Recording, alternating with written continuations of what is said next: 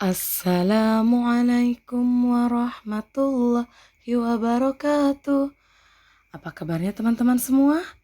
Ibu harap teman-teman dalam keadaan sehat walafiat serta dalam lindungan Allah Subhanahu wa taala ya. Amin. Seperti biasa, sebelum memulai sentra, kita berdoa dulu yuk. Bismillahirrahmanirrahim. Rabbi zidni ilma warzuqni fahma birahmatika ya arhamar rahimin. Amin. Nah, teman-teman, di Sentra Sains Pekan ini alhamdulillah ya, kita masih diberi rezeki berupa nikmat sehat sehingga kita masih bisa ketemu lagi walaupun masih secara daring atau online ya.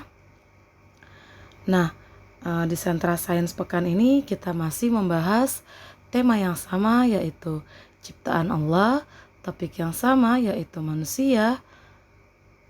Hanya saja topik kali ini kita akan membahas tentang pengelolaan sampah ya. Nah, topik kali ini tuh masih berkaitan dengan topik-topik sebelumnya ya, yaitu tentang hidup bersih dan sehat ya. Kalau di pekan lalu kita sudah membahas tentang makanan yang sehat dan tidak sehat atau makanan bergizi. Nah, pekan kali ini kita akan membahas tentang bagaimana cara mengelola sampah yang baik dan benar ya. Nah, salah satu hal yang dapat dilakukan untuk menjaga kesehatan dan kebersihan lingkungan adalah dengan memperhatikan lingkungan tempat tinggal dan sekitarnya ya. Apakah sudah bersih dan benar dalam pengelolaan sampahnya ya. Nah, sebelum kita membahas lebih lanjut, kita harus tahu dulu nih, sampah itu apa sih? Sampah adalah material sisa-sisa yang sudah tidak diinginkan atau tidak dibutuhkan setelah berakhirnya suatu proses ya. Nah, maksud proses di sini itu contohnya itu misalnya kayak kita ya, tubuh kita ini memproses makanan atau minuman yang kita sudah konsumsi ya. Nah, sisa dari proses tersebut atau sampahnya itu berupa fases atau tinja dan urin ya atau air kencing ya. Nah, biasanya itu dibuang pada saat kita BAB atau BAK.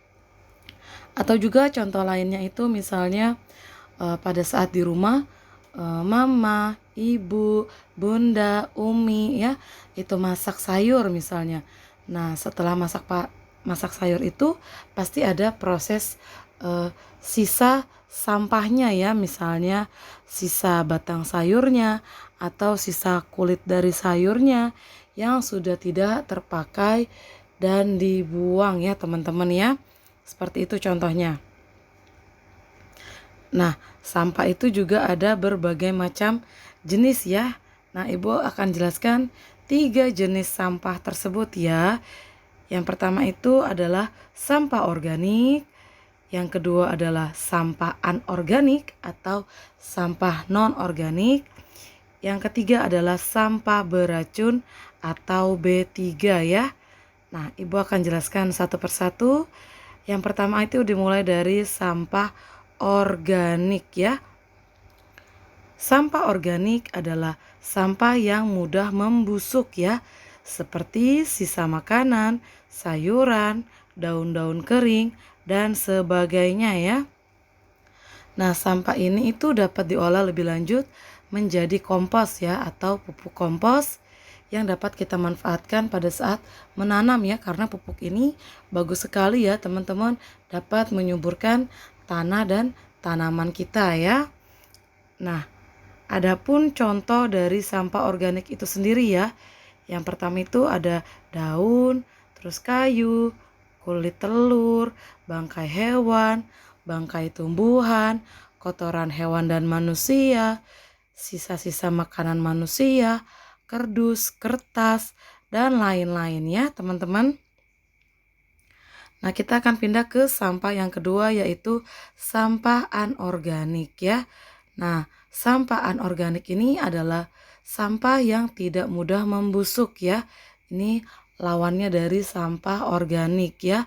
Nah, contohnya itu seperti plastik wadah pembungkus makanan, kertas, plastik mainan, botol dan gelas minuman, kaleng, kayu, dan sebagainya ya.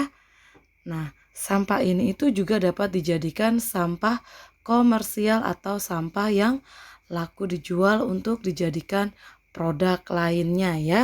Nah, jadi misalnya sampah anorganik ini dirubah menjadi suatu kerajinan tangan ya teman-teman. Nah, nanti itu bisa dijual dan menghasilkan uang. Makanya disebut sebagai sampah komersial ya. Nah, adapun beberapa sampah organik yang dapat dijual ya, itu adalah plastik wadah pembungkus makanan, botol dan gelas bekas minuman, kaleng, kaca, dan kertas ya, baik itu kertas koran, HVS maupun karton ya. Nah, kita akan pindah ke sampah yang ketiga, yaitu adalah sampah beracun atau B3 ya. Nah, sampah beracun atau B3 itu adalah limbah dari bahan-bahan berbahaya dan beracun ya, seperti limbah rumah sakit, limbah pabrik, dan limbah-limbah lainnya ya, termasuk limbah dari rumah tangga ya. Nah, contohnya ini kalau limbah yang di rumah sakit itu misalnya seperti obat-obat yang mungkin sudah kadaluarsa atau sudah expired ya, atau bekas jarum suntik ya, seperti itu. Begitu juga dengan limbah pabrik ya, mungkin teman-teman pernah lihat di TV atau di internet atau di buku-buku lainnya, atau mungkin pernah lihat langsung di kota-kota besar seperti di Pulau Jawa ya. Itu kan pabrik-pabrik itu banyak mengeluarkan limbah-limbah seperti misalnya asap dari cerobong pabrik-pabrik ya. Nah, atau bisa juga dari beberapa pabrik yang nakal yang tidak mengelola limbahnya itu dengan baik, maka dia biasanya membuang ke saluran-saluran perairan ya, atau ke kali misalnya. Nah, itu sangat berbahaya ya teman-teman, dan tidak dicontoh ya. Nah, ada juga contohnya itu misalnya seperti bekas oli, bekas minyak goreng ya, bekas sabun-sabun yang ada di rumah ya. Nah,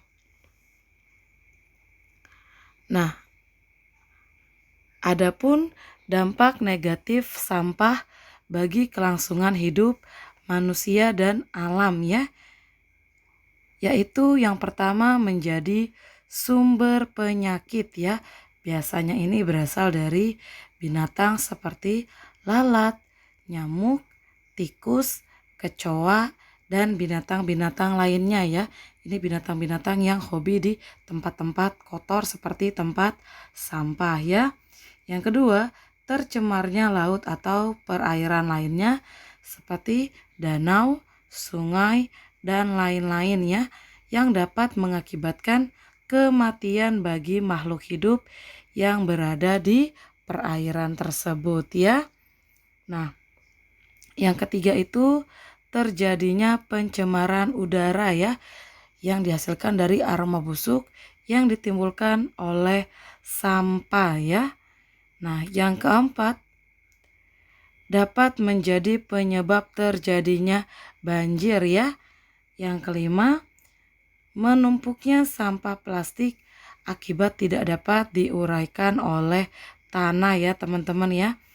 Jadi coba deh teman-teman perhatikan, kalau di lingkungan sekitar kita kotor, banyak sampah, otomatis menimbulkan aroma busuk ya, aroma yang tidak enak. Begitu juga dengan sampah yang tidak dibuang pada tempatnya, tidak dikelola dengan baik ya.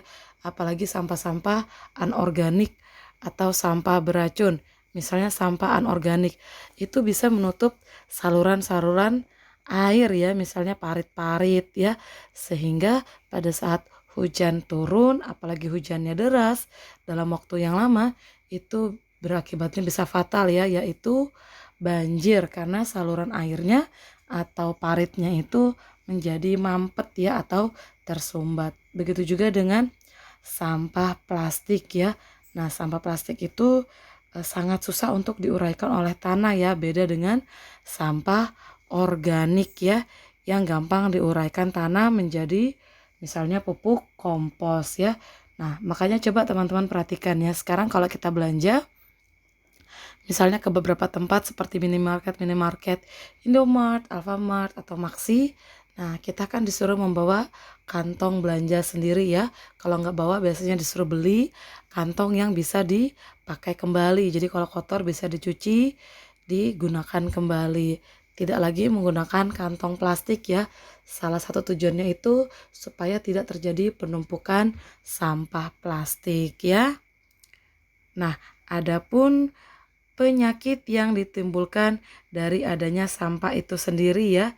Yang pertama adalah demam berdarah atau DBD ya, yang berasal dari gigitan nyamuk ya. Yang kedua ada tetanus, yang ketiga ada hepatitis A, yang keempat ada cacingan, yang kelima ada keracunan makanan, yang keenam ada infeksi kulit, ketujuh ada asma, kedelapan ada kanker paru-paru, ke-9 ada tifus, dan yang ke-10 ada diare ya. Sebenarnya masih banyak penyakit lainnya yang tidak Ibu sebutkan ya. Nah, jadi teman-teman bisa perhatikan ya, dari sebuah sampah saja itu bisa menghasilkan berbagai macam dampak negatif termasuk penyakit-penyakit yang merugikan diri kita sendiri ya. Nah, jadi pastikan untuk teman-teman menjaga kebersihan diri dan lingkungan ya. Nah, adapun cara yang dapat dilakukan untuk mengatasi sampah itu sendiri ya. Yang pertama, bangkitkan kesadaran dan kepedulian tentang lingkungan ya. Jadi kita harus sadar diri ya. Tidak perlu nunggu diinstruksi atau disuruh ya. Yang kedua, memulai dari rumah kegiatan dan kesadaran dalam menangani masalah sampah ya, seperti membuang sampah pada tempatnya ya. Yang ketiga, mengelompokkan atau mengklasifikasikan sampah berdasarkan sifatnya ya. Yang keempat, mengisi waktu luang dengan keterampilan untuk mendaur ulang sampah. Yang seperti tadi Ibu jelaskan di awal ya, ini bisa menjadi sampah komersial atau yang menghasilkan uang ya. Yang kelima, mengadakan kegiatan gotong royong untuk membersihkan lingkungan sekitar dan tempat-tempat umum ya. Nah, teman-teman ya, yuk mari kita bersama-sama untuk menjaga kebersihan lingkungan kita ya, mulai dari diri sendiri dan sekitarnya ya. Pastikan kita mengklasifikasikan atau mengkelompokkan sampah ya, baik yang ada di rumah, dimulai dari yang di rumah dulu ya. Yuk sama-sama kita sayangi bumi kita ini ya untuk tetap bersih ya. Jadi pastikan teman-teman mulai belajar mengklasifikasikan sampahnya, membuang sampah pada tempatnya, dan lebih bagus lagi bisa mengelola sampah menjadi sampah yang komersial ya. Nah, dari sini Ibu harap teman-teman sudah mulai memahami materi yang Ibu berikan ya. Jika ada yang kurang jelas, bisa ditanyakan pada saat recalling atau minta bantu orang tuanya di rumah untuk menghubungi Ibu via WhatsApp ya. Oke teman-teman, Ibu tutup dengan kafaratul majelis ya. Subhanakallahumma wa bihamdik asyhadu alla ilaha illa anta astaghfiruka wa atubu ilaih. Walhamdulillahi rabbil alamin.